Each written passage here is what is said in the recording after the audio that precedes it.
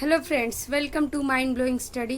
तो आज हम करेंगे क्लास 8 के एनसीईआरटी का चैप्टर नंबर 8 जिसका नाम है कोशिका संरचना एवं प्रकार्य। ठीक है, तो हम इसमें क्या करेंगे कि कोशिका के बारे में पढ़ेंगे कि ये कोशिका क्या होती है। आपने तो कभी ना कभी सुना होगा कि हमारा शरीर किसका बना होता है, तो बहुत सारी कोशिकाओं से मिलकर बना होता है। ठीक है, जिस तरीके से एक घर को बनाने के लिए ईंट की आवश्यकता होती है, उसी तरह हमारे शरीर को बनाने के लिए कोशिकाओं की आवश्यकता होती है। तो आप समझ ही चुके हैं कि कोशिका हमारे लिए कितनी इम्पोर्टेंट है।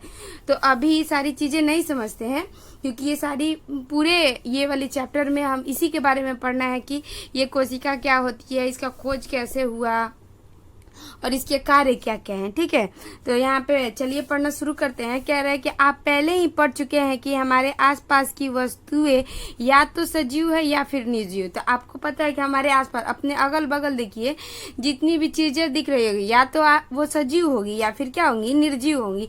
जैसे कि आप छोटे छोटे फितिंगी कीड़े मकोड़े देखते होंगे, वो क्या है, सजीव है। पेड़ पौधे क्या है, सजीव है। लेकिन उसी तरीके से आप ये कॉपी देख रहे हैं, ये पेंसिल देख रहे हैं, उसके बाद ये फोन जो है हमारा, वो सब क्या हो जाएगा, निर्जीव। जिसमें जीवन होता है, जान होता है, उसको क्या कहते हैं, सजीव है। जिसमें जान नहीं होता उसको क्या कहते हैं, निर्जीव। तो साथ ही आपको यह भी याद होगा कि सभी सजीव कुछ मूलभूत कार्य संपादित करते हैं। तो जितने भी सजीव है वो कुछ ना कुछ कार्य जरूर करते हैं। ठीक है, लेकिन ये पुस्तक जो है उसका क्या कार्य है, अगर हम लोग इसको नहीं पढ़ेंगे तो ये अपने आप सिर्फ रखा रहेगा ना, इसको कहीं जाना है ना कुछ, ये चुपचाप से रहेगा। यानी कि निर्जीव कोई कार्य नहीं करता। सजीव जो होते हैं वो अपने स्तर पे कुछ ना कुछ काम जरूर करते रहते हैं। जैसे कि आप छोटे कीड़े मकोड़े को देखते होंगे, वो क्या करता है, यहाँ से उड़ेगा, वहां जाएगा, इधर करेगा, उधर करेगा, अपने भोजन की तलाश में। क्योंकि सजीव है, जितने भी सजीव है उनको भोजन की आवश्यकता है, जीने के लिए उनको भोजन चाहिए। अब वो चाहे जिस तरीके से जुटाए लेकिन उनको भोजन चाहिए, और भोजन को उसको जुटाने के लिए उसे कुछ न कुछ तो करना ही पड़ेगा। ठीक है, कह रहा मूलभूत कार्य संपादित करते हैं। क्या आप इन कार्यों की सूची बना सकते हैं? तो आप आराम से बना सकते हैं। कह रहा है कि कह रहा है विभिन्न अंगों के समूह विभिन्न कार्य करते हैं जो कि आपके द्वारा सूचीबद्ध किए गए हैं। इस अध्याय में आप अंगों की संरचनात्मक मूलभूत इकाई के विषय में पढ़ेंगे, जिसे कि क्या कहते हैं, कोशिका कहते हैं। तो कोशिका क्या होता है कि संरचनात्मक मूलभूत इकाई के विषय में पढ़ेंगे, उसी को क्या कहते हैं, ये एक क्या होती है, संरचनात्मक मूलभूत इकाई होती है और इसके भी कार्य होते हैं। ठीक है, कोशिका की तुलना में हम ईंटों को कर सकते हैं। तो जैसा कि शुरू में ही हम लोगों ने पढ़ा था, इसीलिए मैं शुरू में ज़्यादा चीज़ नहीं बताती हूँ, क्योंकि जब शुरू में आप पढ़ लेंगे तो आपको मज़ा नहीं आएगा बुक को पढ़ने में, इसलिए थोड़ी बहुत चीज़ें जानिए। जैसे यहाँ पे बता रहा है कि हम कोशिका की तुलना किससे कर सकते हैं, ईंट से कर सकते हैं। जिस प्रकार विभिन्न ईंटों को जोड़कर भवन का निर्माण कराया जाता है, उसी प्रकार विभिन्न कोशिकाओं को जोड़कर प्रत्येक सजीवों के शरीर का निर्माण होता है। तो आप अगर तुलना करना चाहेंगे तो ईंट से हम अपनी कोशिकाओं का तुलना कर सकते हैं। आगे आप पढ़ेंगे तो आपको बहुत मजा आएगा कि ये कोशिका एक कोशिका जो कि आपको दिखेगी भी नहीं और वो इतने सारे कार्य करती है। अब यहाँ पे समझते हैं कि सबसे पहले कि कोशिका की खोज कैसे हुआ है, आखिर ये कोशिका आया कहाँ से। ठीक है, कह रहा है कि कोशिका तो जब से सजीव है तब से उनके शरीर में है, लेकिन उसके बारे में पता नहीं है। अब जैसे ये पेंसिल है, अब इसके बारे में किसी को पता नहीं रहेगा कि ये लकड़ी का जो बना है ये पेंसिल है। तब तक लोग ऐसे देख रहे हैं, लेकिन जब इस पर कोई गौर करेगा, इसके पास रिसर्च करेगा कि आखिर ये चीज़ क्या है, ये जो नया दिखाई दे रहा है, तो लोग इसके बारे में पता करेंगे, अच्छा ये पेंसिल है। उसी तरीके कोशिका को बनाया नहीं है, कोशिका तो अपने आप से ही है। ठीक है, लेकिन उसके बारे में पता लगाया गया कि हमारा शरीर जो बना हुआ है कोशिकाओं से मिलकर बना हुआ है। ठीक है, तो रॉबर्ट हुक ने 1665 ईस्वी के कॉर्क के स्लाइस का एक समान अवद्रक यंत्र की सहायता से अध्ययन किया था। तो रॉबर्ट हुक ने 1665 ईस्वी में इसके बारे में, कोशिका के बारे में अध्ययन कर रहे थे। तो कॉर्क पेड़ की छाल का एक भाग है। कॉर्क क्या है, पेड़ के छाल का एक भाग है। उन्होंने कॉर्क की पतली स्लाइड ली और उसका सूक्ष्मदर्शी की सहायता से अध्ययन किया। तो उन्होंने क्या किया कि कॉर्क जो है एक वृक्ष का छाल ठीक है, उसका एक पतली स्लाइस ली और उन्हें सूक्ष्मदर्शी से क्या करने देखना शुरू किया। उन्होंने कॉर्क की स्लाइस में अनेक कोष्ठ युक्त अथवा विभाजित बक्से देखे। जब उनको गौर से देख रहे हैं तो उनको लग रहा है कि उसमें ऐसे लग रहा है कि घर घर जैसा ऐसे ऐसे बना बना कोई चीज़ दिखाई दे रहा है। फिर क्या होता है कि ये बक्से मधुमक्खी के छाते के समान दिखाई देते हैं। तो ये वाला आपको फिगर दिख रहा होगा, मैं और जूम कर देती हूँ, आपको जूम अच्छे से दिखाई देगा। ये देखिए, ठीक है, इतना पे आपको दिखाई दे रहा है। ये देखिए, ये वाले आपने भी देखा होगा, जब आप मधुमक्खी के छाते देखते होंगे तो आपने आवाज से ये वाला चीज देखा होगा। देखने से लगता है मधुमक्खी का छाता इतना बड़ा होता है, उसमें बहुत सारे क्या होते हैं, बॉक्स बॉक्स बने होते हैं। उसी तरीके से कॉर्क का छाला कुछ दिखा। ठीक है, इनको किनको, रॉबर्ट हुक को। ठीक है, अब आगे बढ़ते हैं। कह रहा है उन्होंने यह भी देखा कि ये कोष्ठ अथवा बॉक्स दूसरे से एक दीवार अथवा विभाजन पट्टी अलग है। मैंने उन देख रहे हैं कि क्या है कि प्रत्येक बॉक्स क्या है, एक दूसरे से अलग है। मतलब कि एक यहाँ पे घर बनाया हुआ है, फिर अलग, फिर अलग, फिर सब एक दूसरे से क्या अलग है। हुक ने प्रत्येक कोष्ठ को कोशिका के नाम से नाम दिया। तो कह रहा है कि हर एक घर को, यानी एक एक घर को क्या नाम दिया, एक घर एक कोशिका। ठीक है, हर एक कोशिका को क्या कर दिया, कोशिका का नाम दिया। हर एक कोष्ठ को क्या कर दिया, नाम दे दिया। कह रहा हुक द्वारा देखी गई बक्सेनुमा संरचना वास्तव में मृत कोशिका की। तो वो जिसने रॉबर्ट हुक ने जिसको देखा था कॉर्क के छाल पर, वो किस प्रकार की थी, वो एक मृत कोशिका थी। ठीक है, मृत कोशिका की खोज की सबसे पहले, अभी जीवित कोशिका की खोज नहीं की गई है। कह रहा जीवों की जीवित कोशिका को संवर्धित सूक्ष्मदर्शी की खोज के बाद ही देखा जा सका है। तो ये वाला जो उन्होंने देखा था वो किस यंत्र से देखा था, तो आवर्धक यंत्र से। तो सजीव के लिए कौन सा यंत्र का आविष्कार हुआ, जब संवर्धित सूक्ष्मदर्शी का आविष्कार हुआ है, तभी ही सजीव कोशिकाओं को देखा गया। ठीक है, रॉबर्ट हुक के प्रेक्षण के लगभग 150 वर्ष बाद तक भी कोशिका के विषय में बहुत कम जानकारी होती। देख लिए, रॉबर्ट हुक ने 1665 ईस्वी में तो बता दिया था कि जो होता है कि जब हम उसके स्लाइड को देखेंगे तो कुछ बॉक्स बॉक्स जैसी संरचनाएं दिखाई देगी और एक एक बॉक्स क्या कहलाएंगी, तो कोशिका कहलाएंगी। लेकिन उनके बारे में बहुत ज्यादा जानकारी हमें नहीं मिल पाई। फिर 150 वर्ष बीत गए। ठीक है, जब 150 वर्ष तक बीत गए, उसके बारे में हमें अभी तक बहुत अच्छे से जानकारी नहीं मिली थी। आज हमें कोशिका की संरचना एवं कार्य के विषय में बहुत अधिक जानकारी है। आज आप भी ये पुस्तक पढ़ेंगे तो आपको क्या होगा कि बहुत सारी जानकारियां मिलेगी। लेकिन ऐसा नहीं है कि इतना ही कोशिका के बारे में। आप क्लास 9th में जाएंगे, 10th में जाएंगे तो आपको और अच्छे से देखने को मिलेगा। 11th 12th में जाएंगे तो और आपको गहराई से पढ़ने को मिलेगा। बस यहाँ पे हमें लेकिन इतना जरूर पता होगा कि हाँ कोशिका है क्या, इसके बारे में आपको बहुत अच्छे से जानकारी हो जाएगी इसी बुक से। ठीक है, तो यही आपको पता होता है कि एनसीईआरटी पढ़ने का मतलब ही होता है कि किसी चीज का क्या करना, बेस बनाना, नींव रखना। अगर यही नींव अगर हम अच्छे से रखेंगे तो क्लास 8 9 पढ़िए, आप 10th पढ़िए, तो उसमें आपका क्या होगा, घर आपका क्या होगा, जो पढ़ाई का स्तर है वो क्या होगा, मजबूत होगा। जब आपको जब क्लास 8 में ही पता चल गया कि कोशिका क्या है, कोशिका के नाम से परिचित होंगे, तब ना आगे उसके बारे में पढ़ पाएंगे। अब जब क्लास 9 में आप जाएंगे उस समय आपको बताया जाएगा कि हाँ कोशिका, तो उस समय आप उस समय उससे क्या होंगे, परिचित होंगे।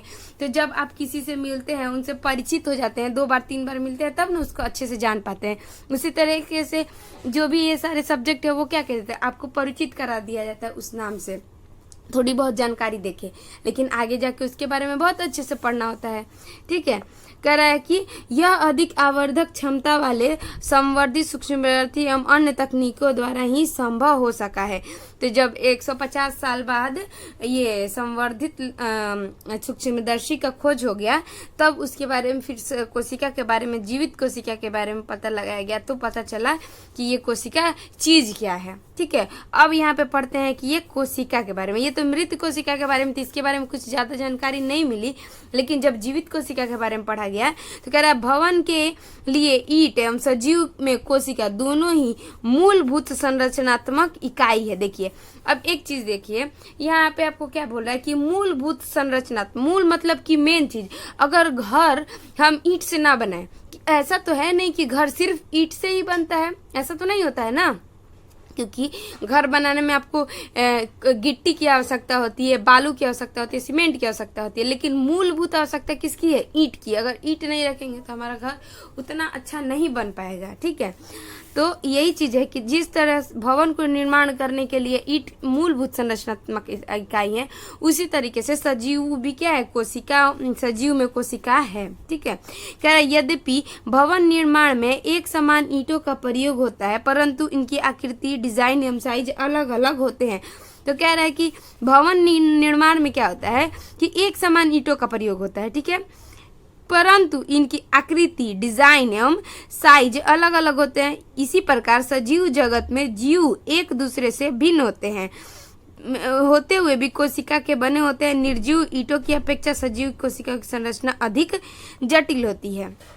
तो देखिए यहाँ पे क्या कह रहा है कि देखिए जितने भी घर बनेंगे ईंट के ही बनेंगे, लेकिन कोई दूसरे ब्रांड का ईंट ले आता है, कोई और ब्रांड का लिए। ईंट भी कितने प्रकार के होते हैं, कोई चौड़ा ज़्यादा हो जाता है, कोई पतला, तो लेकिन बने तो ईंट के ही होते हैं ना। उसी तरीके से उनके क्या होंगे? साइज अलग हो सकते हैं, डिजाइन अलग हो सकते हैं, लेकिन है तो वो ईंट ही। उसी तरीके से कि सजीव जगत में जीव एक दूसरे से तो भिन्न है। ठीक है, लेकिन वो किससे बने हुए? कोशिकाओं से ही बने हुए हैं। जैसे कि मनुष्य और जानवर, तो दोनों का शरीर देखिए, मनुष्य ले लीजिए, जानवर लीजिए, पेड़ पौधे लीजिए, जितने भी सजीव हैं उनको लिखिए, और वो सारी चीजें किसकी बनी हुई है? कोशिका के ही बनी होती है। लेकिन बस थोड़ी थोड़ी कोशिकाओं में क्या आ जाती है? अंतर आ जाती है, मतलब कि उनके कार्य में, उनके अंग में अंतर आ जाती है। जैसे कि निर्जीव ईंटों की अपेक्षा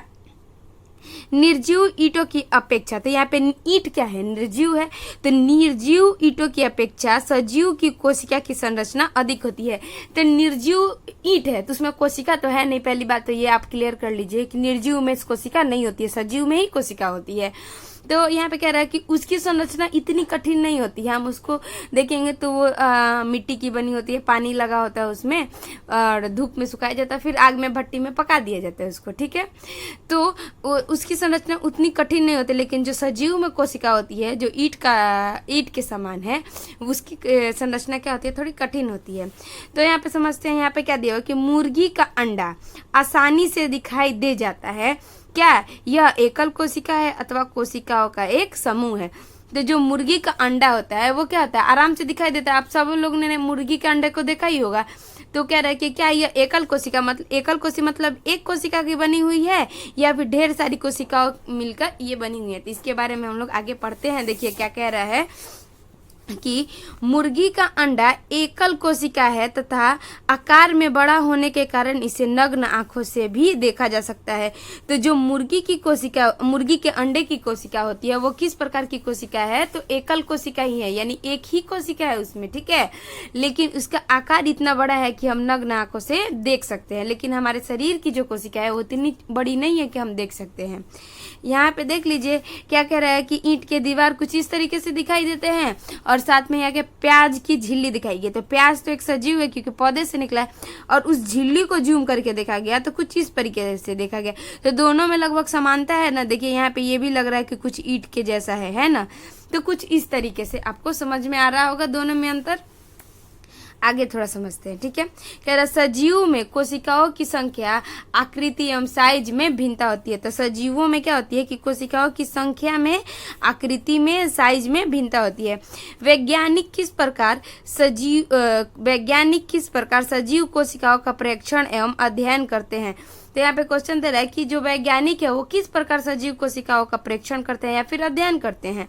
वह क्या करते हैं कि वह सूक्ष्मदर्शी का प्रयोग करते हैं, जिसकी सहायता से वस्तु के आवर्धित प्रतिबिंब का अध्ययन किया जाता है। तो यहाँ पे बार बार जो चीज़ दिया जा रहा है आवर्धित, यानी कि छोटे चीज़ को हम क्या करते हैं? जूम करके दिखाई जाते हैं। जैसे कि ये हमारे मोबाइल का कैमरा है। ठीक है, तो ये अपने लेवल पे क्या करता है? जूम करते हैं। जैसे यहाँ पे लिखा हुआ है आपको प्रतिबिंब, ठीक है, उतना क्लियर नहीं है। अभी मैं इसको जूम करती हूँ। ठीक है, अब यहाँ पे हम इसको इतना अच्छे से जूम कर दिए कि ये क्या हो गया? आपको अच्छे से दिखाई देने लगा, थोड़ा बड़ा दिखाई देने लगा। तो ये हमारे फोन का कैमरा है, ये इसकी कैपेसिटी इतना ही जूम करना होता है। ठीक है, लेकिन जो आवर्धित सूक्ष्मदर्शी है उसकी इतनी कैपेसिटी होती है कि वो छोटे से छोटे चीज को बहुत बड़ा करके दिखाता है। तो हमारी कोशिका तो काफी छोटी है। इसके बारे में अध्ययन करने के लिए हमें अच्छा सा सूक्ष्मदर्शी मतलब सूक्ष्म चीजों को क्या करना? देखना।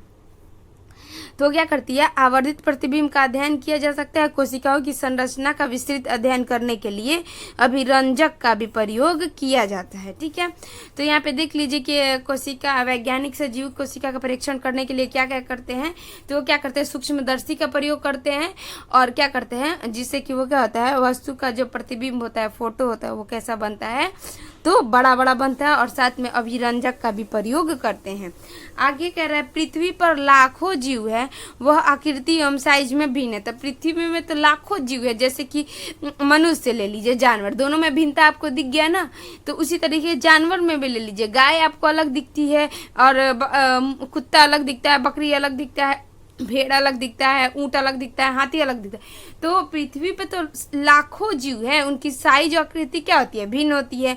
उनके अंगों की आकृति, साइज एवं कोशिकाओं की संख्या में भी भिन्नता होती है। तो जिस प्रकार आप देख सकते हैं कि अंतर है, उसी तरीके से कोशिकाओं में भी क्या होती है, भिन्नता। तो कोशिका में भिन्नता का मतलब क्या है कि उनकी संख्या ज़्यादा कम हो सकती है, कोशिका का साइज जो है छोटा बड़ा हो सकता है, ये हो सकता है। आइए इनमें से कुछ का अध्ययन करें। ठीक है, तो कुछ के बारे में हम लोग पढ़ते हैं कि कोशिकाओं की संख्या के बारे में पढ़ते हैं। सबसे पहले कि कोशिका की संख्या क्या होती है। कह रहे क्या आप किसी लंबे वृक्ष अथवा हाथी जैसे विशाल जंतु के शरीर में पाए जाने वाले कोशिकाओं की संख्या का अनुमान लगा सकते हैं। तो आप लगा सकते हैं कि एक लंबा वृक्ष है तो उसमें कितनी कोशिकाएं होंगी, और एक विशाल शरीर वाला हाथी है तो उसमें कितनी कोशिकाएं पता लगी कितनी हो सकती है। तो कह रहा है यह संख्या, ये जो संख्या है ये कितनी होगी, अरबों खरबों में होगी। ठीक है, तो यह संख्या अरबों खरबों में हो सकती है। मनुष्य के शरीर में कई खरब कोशिकाएं पाई जाती है। तो देख रहे हैं कितनी कोशिकाएं होती है। तो मनुष्य के शरीर में तो खरबों कोशिकाएं पाई जाती है, जो कि आकृति एवं साइज में भिन्न होती है। कोशिकाओं के विभिन्न समूह अनेक प्रकार के कार्य करते हैं। 1 अरब में कितना होता है, 100 करोड़, और 1 करोड़ में 100 लाख होता है। तो ये चीज़ तो आपको समझ में आता होगा, इकाई दहाई आपको पता होगा, तो आप तो ये चीज़ आप पता ही कर लेंगे। ठीक है, कि 1 अरब में 100 करोड़ होता है, 1 करोड़ में 100 लाख होता है। अब आगे समझते हैं कि वह जीव 1 मिनट में थोड़ा सा छोटा कर लेती हूँ, दिखाई नहीं दे रहा है। हाँ, अभी ठीक है, अभी आपको अच्छा से विजिबल होगा। ठीक है, आगे समझते हैं। कह रहे कि वह जीव जिनका शरीर 1 से अधिक कोशिकाओं का बना होता है उसको क्या कहते हैं, बहुकोशिका, यानी कि मल्टी सेलुलर। तो वह कोशिका, तो बताइए मनुष्य की कोशिकाएं किस प्रकार की कोशिकाएं होंगी, मनुष्य की शरीर कैसा होगा, बहुकोशिकीय होगा, क्योंकि एक कोशिका से तो बना नहीं होगा। और उसी तरीके से मुर्गी का अंडा वो क्या था, 1 कोशिकीय था। अब देखिए कह रहा है कि वह जीव जिनका शरीर 1 से अधिक कोशिकाओं से मिलकर बनता है उसे कहते हैं बहुकोशिकीय। अब मल्टी, देखिए यहाँ पे 2 शब्द से मिलकर बना हुआ है, मल्टी और एक होता है सेलुलर। तो मल्टी मतलब होता है अनेक और सेलुलर मतलब क्या होता है, कोशिका। छोटे जीव में कोशिकाओं की कम संख्या उनके क्रियाकलापों को किसी प्रकार प्रभावित नहीं करती है। आपको जानकर आश्चर्य होगा कि अरबों कोशिकाओं वाले सजीवों के जीवन का आरंभ 1 कोशिका से ही हुआ है। तो आप समझ रहे हैं कि हमारे आज शरीर में कितनी कोशिकाएं हैं, तो आप बताएंगे कि बहुसंख्या है, खरबों में है। तो हमारी कोशिकाओं की शुरुआत, यानी मनुष्य के शरीर का भी शुरुआत 1 कोशिका से होता है। यानी कि जितनी भी बड़ी कोशिका क्यों ना हो, आपके अंदर करोड़ों अरबों खरबों कोशिका क्यों ना हो, लेकिन वो भी आप बने हैं 1 कोशिका से ही बने हैं। यही चीज बता रहा है कि आपको जानकर आश्चर्य होगा कि अरबों कोशिकाओं वाले जीवों का प्रारंभ भी 1 कोशिका से ही हुआ है। कह रहा है कि जो एक निषेचित अंडा है, तो आप जनन पढ़ेंगे तो आपको पता चलेगा कि जो निषेचन के दौरान 1 अंडा होता है, वही अंडा क्या होता है, विकसित होकर अनेक कोशिकाओं को बना लेता है और पूरा शरीर बन जाता है। तो कह रहा है निषेचित अंडा गुणन करता है। तो निषेचित अंडा क्या होता है, गुणन करके क्या होता है, बढ़ते जाता है। फिर कहता था वृद्धि एवं परिवर्धन के साथ कोशिकाओं की संख्या बढ़ती जाती है। तो जैसे जैसे उनका वृद्धि होता है उसी तरह से उसका वो क्या हो जाते हैं, बढ़ते जाते हैं। तो ये चीज समझ में आ गई आपको बहुकोशिकाओं के बारे में कि जिन जीवों का शरीर अनेक कोशिकाओं से मिलकर बनता है उसे बहुकोशिका कहते हैं। और बहुकोशिकीय शरीर वाले जीवों की भी शुरुआत एकल कोशिकाओं से ही हुई है। अब यहाँ पे कह रहा है 8.3 और 8.3 का ए और बी देखिए। तो यहाँ पे ए है, एक अमीबा का फोटो दिया हुआ है और एक दिया हुआ है पैरामीशियम का फोटो। ठीक है, कह रहा है कि दोनों ही एकल कोशिका के बने होते हैं। तो ये जो फोटो दे रहा है वो दोनों ही किसके बने होते हैं, तो एकल कोशिका का, दोनों एक ही कोशिका का बना हुआ है।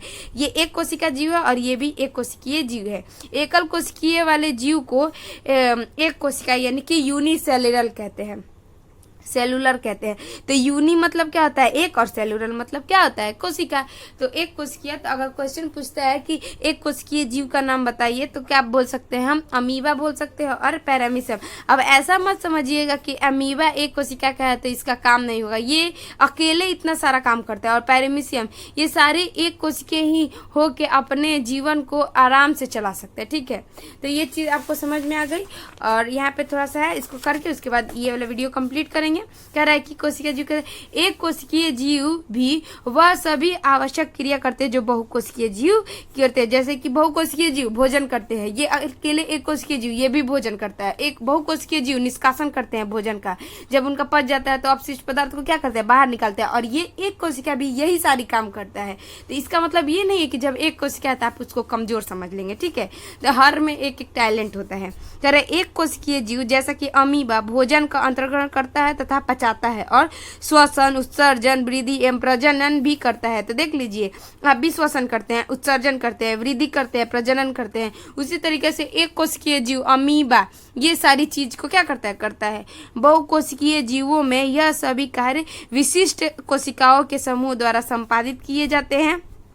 ठीक है, कोशिकाओं का यह समूह उत्तक का निर्माण करता है। तो जब कोशिकाएं, एक कोशिकीय रहेगा तो उसको कोशिकाएं कहेंगे, लेकिन जब कोशिकाएं मिलकर जब कोशिकाएं एक ही प्रकार की कोशिकाएं एक ही साथ मिलकर क्या करती है, उत्तक का निर्माण करती है। जैसे ये पेज हुआ, ठीक है, ये क्या हुआ, पेज हुआ, और बहुत सारे पेज इसमें लगा देंगे तो ये पुस्तक बन जाएगा। फिर क्या बन जाएगा, अगर एक सिंगल पेज रहा था हम उसको कहेंगे पेज, और ढेर सारा पेज एक में कलेक्ट कर देंगे तो वो क्या हो जाएगा, एक किताब या फिर एक कॉपी बन सकता है। ठीक है, तो उसी तरीके से एक कोशिका है तो उसको कोशिका कहेंगे, और एक टाइप का कोशिका ढेर सारा क्या कर दिया जाए, एकत्रित करके एक अंग का निर्माण, एक समूह का निर्माण करते हैं, उसको क्या कहते हैं, उत्तक। ठीक है, तथा विभिन्न अंगों का निर्माण उत्तकों से होता है। तो ये उत्तक मिलकर क्या करते हैं, अंग का निर्माण कर लेते हैं। तो इसके बारे में हम अब नेक्स्ट वीडियो में पढ़ेंगे। ठीक है, तो कोशिका के आकृति के बारे में पढ़ना है। तो अगर आपको ये वीडियो अच्छा लगा तो आप हमें कमेंट करके ज़रूर बताइएगा कि आपको ये वीडियो कैसा लगा। ठीक है, तो यहाँ तक वीडियो देखने के लिए आपका बहुत बहुत धन्यवाद।